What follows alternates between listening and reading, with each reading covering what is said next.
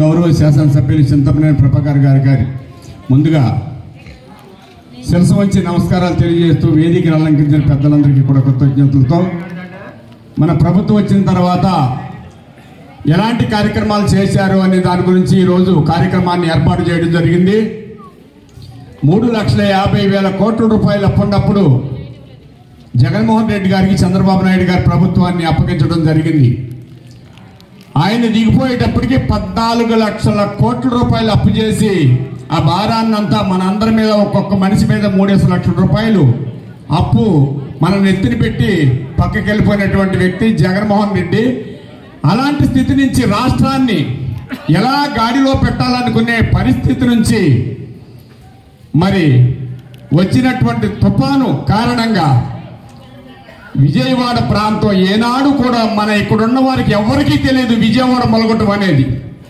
అలాంటిది విపరీతంగా వచ్చి 1-2 అంతస్తులు కూడా ముంచుకెళ్ళిపోయి కోట్లాది రూపాయలు నష్టం వచ్చిన పరిస్థితిలో అధికారుల్ని 5 సంవత్సరాలు కూడా నిద్రావస్థలో పెట్టినటువంటి జగన్మోహన్ రెడ్డి చంద్రబాబు నాయుడు గారు వచ్చిన తర్వాత వారందరినీ మేలుకొలిపి వారందరి ద్వారా నేను ఎక్కడో గెస్ట్ హౌస్లోనో ఇంటి దగ్గర కూర్చుంటే వాళ్ళు పనిచేయరు అనే ఉద్దేశంతో వారే స్వయంగా రంగంలోకి దిగి 10 రోజుల్లో మరి విజయవాడ ప్రాంతాన్ని సస్యశ్యామలం చేసినటువంటి ఘనత చంద్రబాబు నాయుడు గారికి దక్కుతుందని ఈ సందర్భంగా మనం చెప్పుకోవాల్సిన అవసరం ఉంది.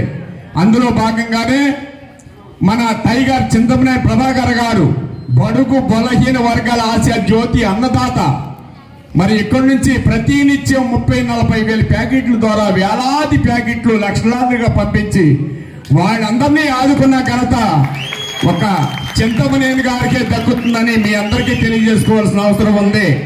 మేము 16 సంవత్సరాలుగా వారితోనే ప్రయాణం చేద్దాం. 2009 నుండి డీలిమిటేషన్లో 2009లో వారికి అప్పటికి ఎమ్మెల్యే కూడా కాదు, అప్పటి నుంచి ప్రయాణం చేద్దాం. ప్రతినిత్యం కూడా వెళ్ళిన వారందరికీ కూడా 16 సంవత్సరాలుగా పొద్దున్న వెళ్తే టిఫిన్, మధ్యాహ్నం వెళ్తే భోజనం, సాయంత్రం వెళ్తే డిన్నరు. ఎవరైనా అలా పెట్టే వ్యక్తి ఉన్నారంటే ఏకైక వ్యక్తి ఒక చింతమనేని ప్రభాకర్ గారు మాత్రమే. నీకు తెలియజేసుకుంటున్నాను. ఎందువల్లంటే చంద్రబాబు నాయుడు గారు వస్తే ప్రకృతి కూడా పందెం పెడుతుంది, నువ్వు గెలుస్తావా నేను గెలుస్తావా అని. ఒకప్పుడు ఉదూత్ తుఫాన్ వచ్చింది 2014లో. అది కూడా సెప్టెంబర్ నెల 14వ తారీఖున పెద్ద తుఫాన్ వచ్చి వైజాగ్ ప్రాంతం అంతా కొట్టుకెళ్ళిపోతే అర్ధరాత్రి కారు మీద ప్రయాణం చేసి అక్కడ ఉండి చుట్టుపక్కల ఉన్నటువంటి సరిహద్దు రాష్ట్రాల నుంచి యంత్రాలను తీసుకొచ్చి ఆ ప్రాంతాన్ని వారం రోజుల్లో సస్యశ్యామలం చేసిన ఘనత కూడా చంద్రబాబు నాయుడు గారికి దక్కుతుంది. అందులో ప్రధాన భూమిక పోషించినటువంటి వ్యక్తి మన చింతమనేని ప్రభాకర్ గారని కూడా మీకు తెలియజేసుకుంటున్నాను. ఎందుకంటే ఎలాంటి మనం చెప్పుకోవాల్సిన అవసరం ఉంది.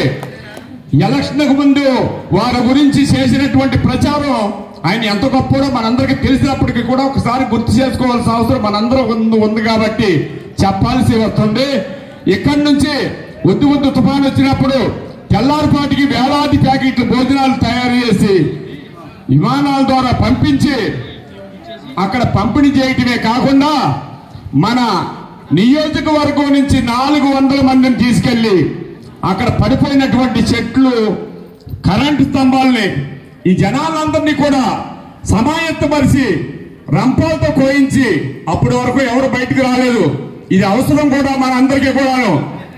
అప్పటి వరకు బయటకు రానోళ్ళు చింతమనేని ప్రభాకర్ గారు జనాలను తీసుకొచ్చి మొత్తం రోడ్లు క్లీన్ చేసి చెట్లన్నీ తొలగించారంటే జీవోత్సవాల్లో ఉన్నటువంటి వారు బయటకు వచ్చి గొప్పగా పొగిడినటువంటి వ్యక్తి మన చింతమనేని ప్రభాకర్ గారు. అలాగే విజయవాడ అయిపోయిన తర్వాత మన కొల్లేరు ప్రాంతానికి వచ్చింది. అన్ని గ్రామాలను కూడా ఇందాక చెప్పారు. బాపులపాడు ప్రాంతంలో ఎవరికీ తెలియదు అసలు. ప్రభాకర్ గారు అర్ధరాత్రిగా వెళ్ళి వాళ్ళందరూ ఇళ్లలో ఉండేవాళ్ళు. బాబు మొలకొస్తుందిరా నాయన, రామలేరు వచ్చి మునిగిపోతున్నాయి, మీరు అందరూ బయటకు రండి అని. అట్లాగే కొల్లేరు గ్రామాలన్నింటినీ కూడా తన చేతులతో కాపాడుకున్నటువంటి వ్యక్తి చింతమనేని ప్రభాకర్ గారు. నిజంగా వారి దగ్గర మాలాంటి వాళ్ళు పనిచేస్తారా అంటే గర్వకారణంగా భావిస్తూ ఈ అవకాశం ఇచ్చిన మీ అందరికీ కూడా నమస్కారాలతో సెలవు. మరి మన దెందులూరు నియోజకవర్గం